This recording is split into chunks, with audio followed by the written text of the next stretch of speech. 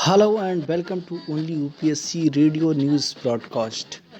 प्रिय विद्यार्थियों, यह सेगमेंट आपके उस समय के सदुपयोग के लिए है जब आप शाम को बिस्तर पर जाते हैं, यानी कि जब आप आराम करना चाहते हैं। ऐसे समय पर आप अपने आँखों को आराम दें और अपने कान में सिंपली एक ईयरफोन लगाएं और उस समय का सदुपयोग करते हुए अपना ज्ञान बढ़ाएं।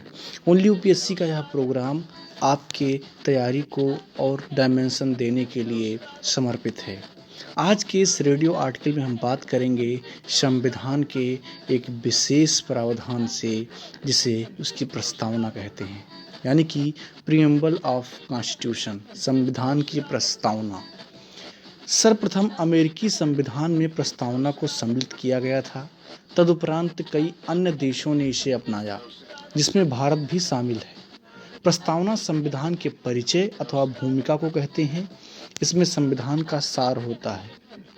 प्रख्यात न्यायविद व संवैधानिक विशेषज्ञ एन पालकीवाला ने प्रस्तावना को संविधान का परिचय पत्र कहा है। भारतीय संविधान की प्रस्तावना पंडित नेहरू द्वारा बनाए गए एवं पेश किए गए संविधान सभा द्वारा अपनाए गए उद्देश्य प्रस्ताव पर आधारित है।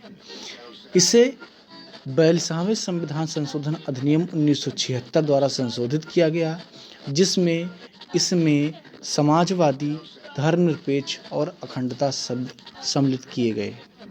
अब बात करते हैं संविधान के प्रस्तावना की मुख्य विषय वस्तु की, मतलब कि प्रस्तावना में एज इट इज़ क्या लिखा हुआ है। हम भारत के लोग भारत को एक संपूर्ण प्रभुत्व संपन्न, समाजवादी, पंथनिरपेक्ष, लोकतंत्रात्मक गणराज्य बनाने के लिए और इसके समस्त नागरिकों को सामाजिक, आर्थिक और राजनैतिक न्याय, विचार, अभिव्यक्ति, धर्म, विश्वास व उपासना की स्वतंत्रता, प्रतिष्ठा और अवसर की समता प्राप्त कराने के लिए तथा व्यक्ति की गरिमा और राष्ट्र की एकता तथा अखंडता सुनिश्चित करने वाला बंधुत्व बढ़ाने के लिए दृढ़ संकल्पित होकर अपनी इस संविधान सभा में आज दिनांक 26 नवंबर 1949 को इतर द्वारा इस संविधान को अंगीकृत, अधिनियमित और आत्मार्पित करते हैं। अब बात करते हैं प्रस्तावना के तत्व के बारे में। प्रस्तावना में 4 मूल तत्व हैं। पहला मूल तत्व है संविधान के अधिकार का स्रोत। प्रस्तावना कहती है कि संविधान भारत के लोगों से शक्ति अधिग्रहित करती है। दूसरा तत्व है भारत की प्रकृति। यह घोषणा करती है कि भारत एक संप्रभु, समाजवादी, धर्मनिरपेक्ष, लोकतांत्रिक एवं गणतांत्रिक राज्य व्यवस्था वाला देश है। जो तीसरा तत्व है वह है संविधान के उद्देश्य से संबंधित।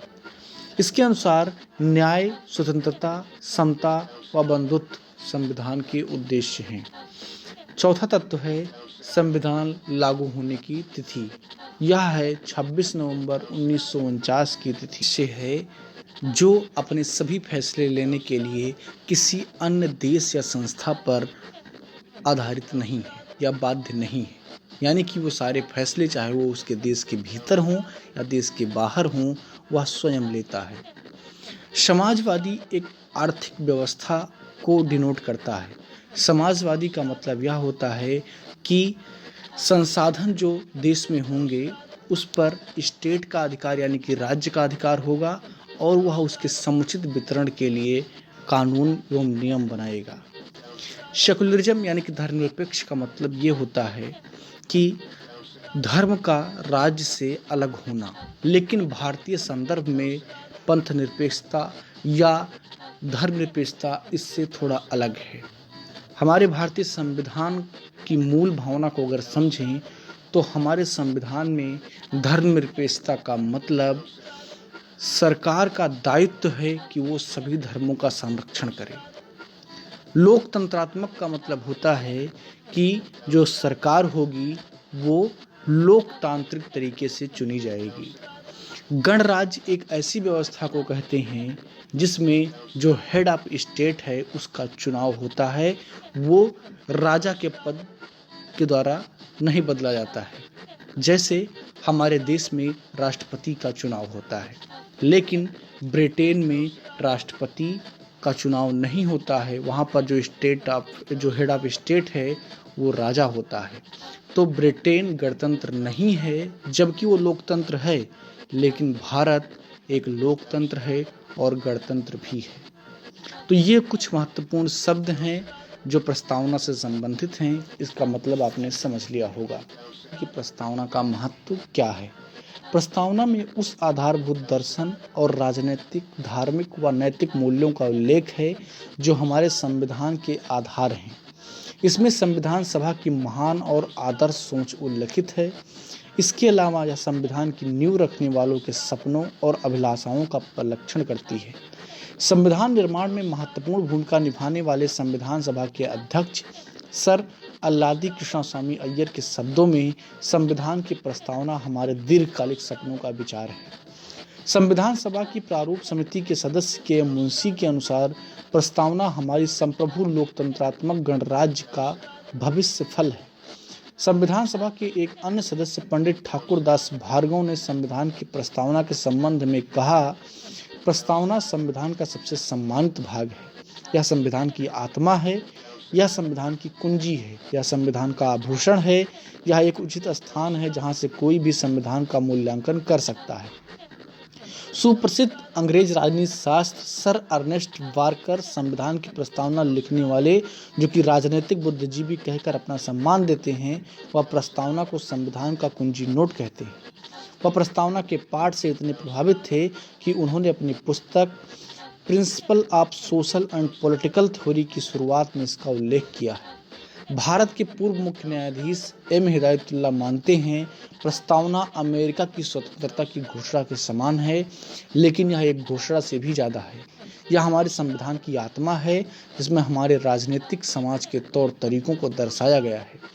इसमें गंभीर संकल्प शामिल हैं जिन्हें एक क्रांति ही परिवर्तित कर सकती है।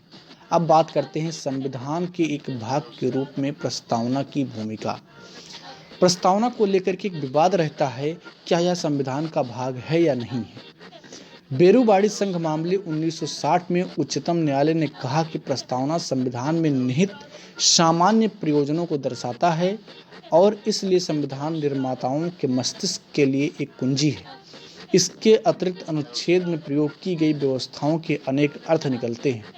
इस व्यवस्था के उद्देश्य को प्रस्तावना में शामिल किया गया है। प्रस्तावना की विशेषता को स्वीकार करने के लिए इस उद्देश्य के बारे में व्याख्या करते हुए उच्चतम न्यायालय ने कहा कि प्रस्तावना संविधान का भाग नहीं है। केशवानंद भारती मामले 1973 में उच्चतम न्यायालय ने पूर्व व्याख्या को अस्वीकार कर दिया और यह व्यवस्था दी कि प्रस्तावना संविधान का एक भाग है।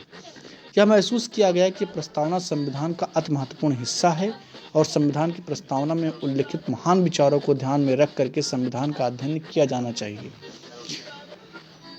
संविधान के अन्य भागों की तरह ही संविधान सभा ने प्रस्तावना को भी बनाया, परंतु जबकि अन्य भाग पहले से ही बनाए जा चुके थे। प्रस्तावना को अंत में शामिल किए जाने का कारण यह था कि इसे सभा द्वारा स्वीकार किया गया। जब प्रस्तावना पर मत व्यक्त किया जाने लगा तो संविधान सभा के अध्यक्ष ने कहा, प्रश्न यह है कि क्या प्रस्तावना संविधान का भाग है। इस प्रस्ताव को तब स्वीकार कर लिया गया, लेकिन उच्चतम न्यायालय द्वारा वर्तमान मत दिए जाने के बाद प्रस्तावना संविधान का भाग है। यह संविधान के जनकों के मत से साम्यता रखता है। यहाँ पर दो तथ्य उल्लेखनीय हैं। पहला, प्रस्तावना ना तो विधायिका की शक्ति का स्रोत है और ना ही उसकी शक्तियों पर प्रतिबंध लगाने वाला है। दूसरा है, यह गैर न्यायिक है, अर्थात इसकी व्यवस्थाओं को न्यायालय में चुनौती नहीं दी जा सकती है। तो इस रेडियो आर्टिकल में इतना ही। बाकी इस रेडियो आर्टिकल से संबंधित सवाल आपको डिस्क्रिप्शन बॉक्स में मिल जाएगा, जिसका जवाब आपको onlyupscgroup@gmail.com पर भेजना है। धन्यवाद।